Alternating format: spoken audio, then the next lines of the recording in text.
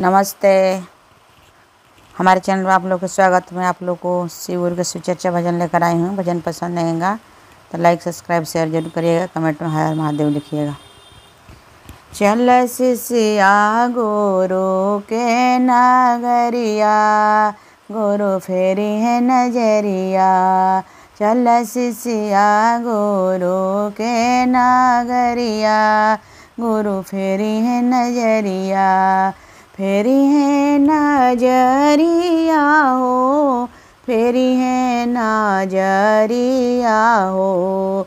चल शिष्या गुरु के नगरिया, गुरु फेरी है नजरिया। चल शिष्या गुरु के नगरिया, गुरु फेरी है नजरिया। गुरु के नगरिया में जे भी जाला दुखिया हो। गुरु के नगरिया में जे भी जाला दुखिया हो। दुखिया के दूर कईने दुखवा, सुखवा भरी दिहनी। दुखिया के दूर कईने दुखवा, सुखवा भरी दिहनी। चल शिष्या गुरु के नगरिया, गुरु फेरी है नजरिया। चल शिष्या गुरु के नगरिया, गुरु फेरी है नजरिया।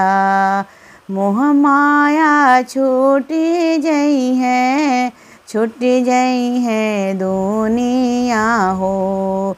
मोह माया छूटी जई है, छूटी जई है दुनिया हो। रह जई है साजल सब धनवा, उड़ जई है सुगनवा। उड़ जई है साजल सब धनवा, उड़ जई है सजनवा। चल सुखिया गुरु के नगरिया, गुरु फेरी है नजरिया। चल शिष्या गुरु के नगरिया, गुरु फेरी है नजरिया।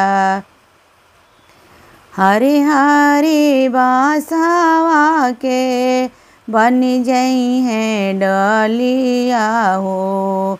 हरि हरि बासावा के बल जई है डोलिया हो। लाल चुनरिया ओढ़ विदैया, होई जई है शिष्या। लाल चुनरिया ओढ़ विदैया, होई जई है शिष्या। चल लगी जई है चारी गो कहरवा, होई जई है विदैया। छुट्टी जई है अपना भावनवा, होई जई है विदैया।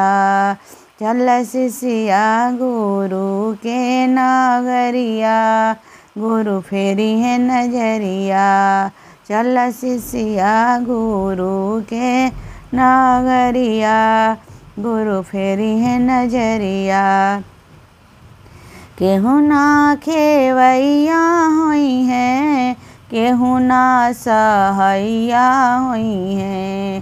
केहू ना खेवैया होई है, केहू ना सहैया होई है।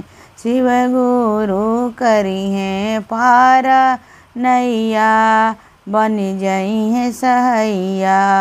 चल शिष्या गुरु के नगरिया, गुरु फेरी है नजरिया।